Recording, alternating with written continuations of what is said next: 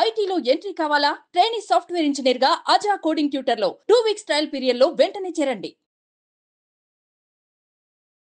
నమస్తే, welcome to Suman TV. ప్రస్తుతం మనతో పాటు ఉన్నారు ఫర్టిలిటీ స్పెషలిస్ట్ రేణుకా మేడం. మేడంతో మాట్లాడదాం. నమస్తే మ్యామ్. నమస్తే అండి. మ్యామ్, మీ ట్రీట్మెంట్లో భాగంగా చాలామంది మహిళలు మీరు చూసే ఉంటారు. అంటే నాకు చాలా డౌట్స్ ఉన్నాయి.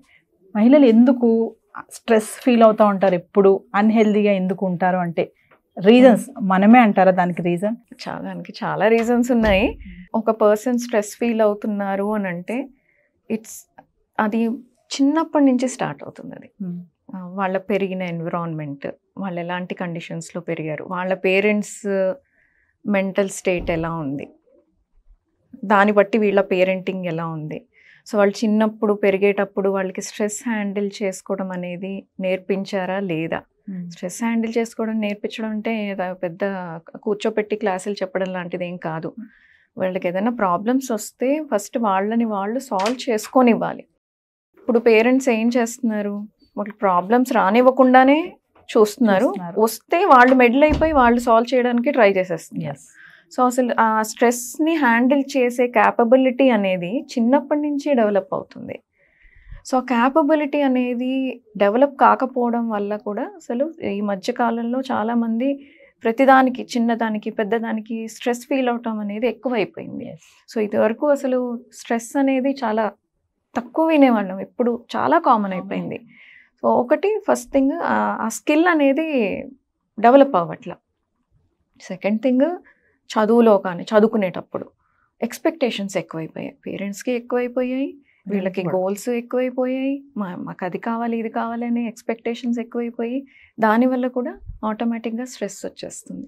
సో వర్కింగ్లోకి వెళ్ళినప్పుడు కూడా వర్క్ ప్రెషర్స్, సో అంటే వాళ్ళకి లెట్అవుట్స్ ఉండట్లేదు, షేర్ చేసుకోవడానికి కమ్యూనికేషన్ అనేది తగ్గిపోయింది. మనుషులకి మధ్యలో మాట్లాడుకోవడము, బ్రీదింగ్ టైం అనేది ఉండట్లేదు. సో మెకానికల్ లైఫ్ అయిపోయింది. పొద్దున్న ఎప్పుడు లేస్తున్నాం, ఎప్పుడు పడుకుంటున్నాం, మళ్ళీ నెక్స్ట్ ఎప్పుడు అవుతుంది, అసలు ఈ 2024 ఎలా గడిచిందో కూడా తెలియట్లేదు. సో అంత మెకానికల్ లైఫ్ అయిపోయింది. డేస్ అసలు ఎలా పరిగెడుతున్నాయో అర్థం కావట్లేదు. సో బ్రీదింగ్ టైం అనేది దొరకట్లేదు. అండ్ ఫిజికల్గా దీంతో పాటు ఎక్సర్సైజ్, ఏదైనా యాక్టివిటీ ఉంటాయి, యోగానో మెడిటేషనో లేకపోతే ఏదైనా స్పోర్టో, ఇలాంటి యాక్టివిటీస్ అన్నా ఉన్నా కొంచెం స్ట్రెస్ బస్టర్స్గా ఉంటాయి. సో యాక్టివిటీ చేసినప్పుడు మైండ్ అంతా క్లియర్ అయిపోతుంది, ఆ యాక్టివిటీ మీదే ఫోకస్ ఉంటుంది, ఒక స్ట్రెస్ బస్టర్గా ఉంటుంది. ఆ యాక్టివిటీస్ తగ్గిపోయాయి. సో ఈ అన్ని రీజన్స్ వల్ల స్ట్రెస్ లెవెల్స్ అనేవి పెరిగాయి. అండ్ మనం ఏజ్ పెరుగుతున్న కొద్దీ one thing we need to understand, ఈ రోజు వచ్చిన కష్టం కంటే నెక్స్ట్ ఇయర్ ఇదే టైంకి వచ్చే కష్టం పెద్దదే ఉంటుంది. సో స్ట్రెస్ పెరగడమే కానీ తగ్గడం ఉండదు. సో ఇలాంటి సిచ్యువేషన్లో మరి ఏం చేయాలి?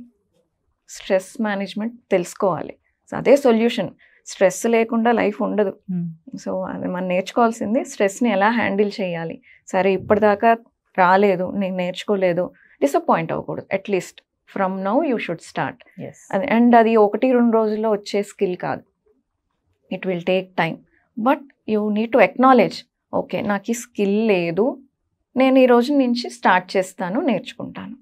So once you acknowledge it, you will take steps towards it. చాలా మంది అంటారు కదా మేడం, నువ్వు జాబ్ చేస్తున్నావు కాబట్టి నీకు స్ట్రెస్ ఉంటుంది, నువ్వు హౌస్ వైఫ్ కాబట్టి నీకే ఉంటుంది స్ట్రెస్ అని అంటారు కదా.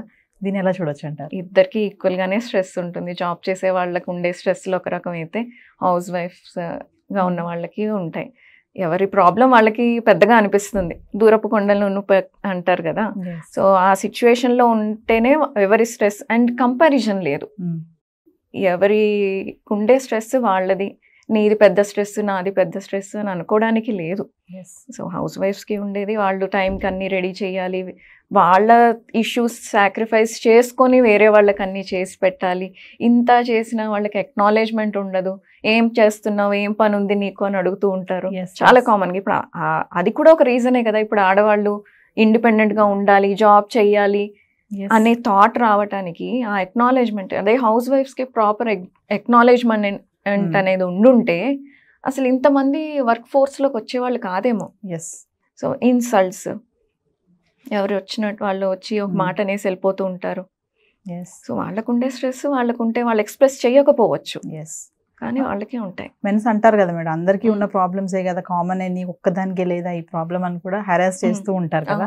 అప్పుడు కూడా మనం కొంచెం డిప్రెషన్కి వెళ్ళిపోవడం, అది కూడా ఒక స్ట్రెస్కి కారణమే. ఇప్పుడు వైఫ్ అనేది అన్నీ వదులుకొని వచ్చినప్పుడు ఓన్లీ పర్సన్ చెప్పుకోవడానికి అనేది హస్బెండే. నువ్వు ఏమి సాల్వ్ చేయనక్కర్లేదు, జస్ట్ నాకు ఈ బాధ కలుగుతుంది అని చెప్పినప్పుడు వింటే చాలు. నువ్వు కానీ ఆర్చక్కర్లేదు, తీర్చక్కర్లేదు, జస్ట్ లిజన్. సో విమెన్కి మెన్కి డిఫరెన్స్ అది. బేసిక్ మన మెంటాలిటీ అలా ఉంటుంది ఆడవాళ్ళది. ఎలాగా అంటే మనం ఏదొచ్చినా బయటకు చెప్పేసుకోవాలి. We don't bottle it up. Share చేసేసుకోవాలి. షేర్ చేసుకుంటే కొంచెం తగ్గిపోతుంది. సో అక్కడి నుంచి మళ్ళీ విల్ బి నార్మల్. మగవాళ్ళకి అలా కాదు, they will bottle it up. Share చేసుకోరు, చెప్పుకోరు. సో వాళ్ళకి వీళ్ళు షేర్ చేస్తుంటే నసలాగా అనిపిస్తుంది. దాంతో అలాంటి మాటలు వస్తూ ఉంటాయి. కొంచెం అర్థం చేసుకొని నేనే కదా ఉన్నది వీళ్ళకి చెప్పుకోవడానికి అనేది ఒక్కటి అర్థం చేసుకొని ఏమి చేయకపోయినా జస్ట్ వింటే చాలు. మేము ఫైనల్గా ఒకసారి మా వర్కింగ్ ఉమెన్స్కే కానీ హౌస్ వైఫ్స్కే కానీ మీరు ఇచ్చే మంచి టిప్స్ ఏంటి? స్ట్రెస్ రిలాక్స్గా ఉండాలి అంటే first start with basics. Diet కరెక్ట్గా చూసుకోండి. మీ బాడీకి ఏ డైట్ సెట్ అవుతుందో ఆ డైట్ తీసుకోండి. టైమింగ్స్ మెయింటైన్ చేయండి. పోర్షన్స్ చూసుకోండి. ఎంత అవసరమో అంతే, ఎంత అవసరమైతే అంతే తీసుకోవాలి. అవసరానికి మించి తీసుకున్నది ఏదైనా హార్మ్ఫుల్లే, స్ట్రెస్ వచ్చేస్తుంది అక్కడ. ఓకే, టైమింగ్స్ కూడా మీకు మార్నింగ్ లంచ్ తీసుకోవాలి, ఫైన్ తీసుకోండి. లేదు డిన్నర్ లంచ్ తీసుకోండి. ఆ టైమింగ్స్ మాత్రం మెయింటైన్ చేయాలి. నెక్స్ట్ ఇంకొకటి ఏంటి అంటే ఫుడ్ సెలెక్ట్ చేసుకునేటప్పుడు ఇది హెల్దీ ఫుడ్ అనగానే అది ఓవర్ ఈట్ చేయొద్దు. ఏ ఫుడ్ని అవాయిడ్ చేయొద్దు, ఏ ఫుడ్ని అతిగా తీసుకోవద్దు. ఏది టోటల్గా అన్హెల్దీ కాదు, ఏది టోటల్గా హెల్దీ కాదు. సో ఏది ఎంతవరకు తీసుకోవాలో అంతవరకు తీసుకున్నంత వరకు ఎటువంటి ఇబ్బంది ఉండదు. అది డైట్ విషయం. మనకేం పెద్ద పెద్ద చాట్లు అక్కర్లా. మన బాడీ కొంచెం వింటే, మన బాడీ ఏం చెప్తుంది మనతోటి అనేది కొంచెం ధ్యాస పెడితే మనకు తెలిసిపోతుంది. Second thing, activity. ఏదో ఒక యాక్టివిటీ ఉండాలి. ఎస్పెషల్ వర్కింగ్ వాళ్ళకి లాంగ్ అవర్స్ ఆఫ్ సిట్టింగ్ ఉంటుంది. సో అది కంపెన్సేట్ చేయడానికి ఏదో ఒక యాక్టివిటీ. అండ్ మీరు సెలెక్ట్ చేసుకునే యాక్టివిటీ మీకు స్ట్రెస్ బస్టర్గా కూడా ఉండాలి. సో యాక్టివిటీ చేసేటప్పుడు మీకు స్ట్రెస్ కూడా పోవాలి. మీకు ఏది నచ్చితే అది. వాకింగ్ చేస్తారా, జుంబా చేస్తారా, ఏరోబిక్సా, స్విమ్మింగా, లేదు ఏది కుదరకపోతే ఒక 15 minutes మ్యూజిక్ పెట్టుకొని డోర్ వేసుకొని డాన్స్ చేసినా పర్లేదు, మనకు వచ్చినట్టు. ఎవరు చూస్తారు? Okay, so it even relieves hour stress. ఏదో ఒక యాక్టివిటీ. మనకి బాడీ మూవ్ అయినప్పుడే స్ట్రెస్ అనేది తగ్గుతుంది. Sleep. Women need more sleep than men actually, but unfortunately we sleep less. What reasons ఏవైనా అవ్వచ్చు. So at least 6 hours, minimum 6 hours of good sleep important. So ఆ 6 hours sleep ఉండటానికి ఏమేం చేయాలి? ఫస్ట్ మొబైల్స్ పక్కన పెట్టుకోవాలి, గ్యాడ్జెట్స్ దూరం పెట్టేయాలి, అది చాలా కష్టం. బుక్ రీడింగ్ అలవాటు చేసుకోవాలి. సో ఇవన్నీ న్యాచురల్గా స్లీప్ని ఇండ్యూస్ చేస్తాయి. సో బుక్ రీడింగ్, ఎంతో మంచి బుక్స్ వచ్చాయి, నాలెడ్జ్ పెరుగుతుంది, అట్లాగే న్యాచురల్ స్లీప్ వస్తుంది. సో బుక్ రీడింగ్ అలవాటు చేసుకోవాలి. స్ట్రెస్ హ్యాండ్లింగ్ నేర్చుకోవాలి. సో హ్యాబిట్స్ కూడా చాలా ఇంపార్టెంట్. షుగరు, మొబైల్, మనకి ఇంకేమైనా బ్యాడ్ హ్యాబిట్స్ ఉంటే అవి కొంచెం కంట్రోల్ చేసుకోవడం, ఇవన్నీ జాగ్రత్తగా చూసుకుంటే వర్కింగ్ ఉమెన్కి హెల్త్ ఇష్యూస్ కానివ్వండి, లేకపోతే కెపాసిటీ, ఇంకా వర్క్లో పెరిగే కెపాసిటీ ఇంకా పెరుగుతుంది. మీ కెరీర్ గ్రోత్ కానివ్వండి, ఫ్యామిలీ కానివ్వండి, అన్నీ కరెక్ట్గా ఉంటాయి.